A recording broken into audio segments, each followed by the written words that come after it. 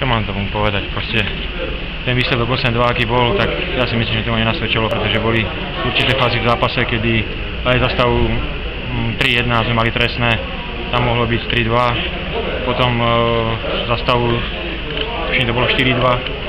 A hovorím, boli tam fázy, kde sa lámal zápas. Košičania majú to strelecké šťastíčko, vedia tie chyby naše, by som povedal, že banálne chyby našej obrane rozhodli v dnešnom zápase, že ten výsledok bol 8-2 pre Košice a superovi za to gratulujem. Ak by tie trestné strieľania vyšli, tak ten zápas sa mohol uberať iným tempom a iným smerom. Určite si myslím, pretože my by sme sa viac kúsli, pretože za stavu 3-2 a ešte doma, Košice síce majú hernú pohodu, ale mohli byť pod takým väčším tlakom, mohli urobiť viac chyb a ten zápas mohol úplne ináč vyzerať. Bránili ste presilovú hru 5 proti 3, ktorú mali domáci? Ubránili sme presilovú hru 5 proti 3, ale potom sme dostali gól 5 proti 4, tuším to bolo a hovorím, v tých rozhodujúcich fázach zápasu Košice vedeli streliť gól, my nie a to rozhodlo.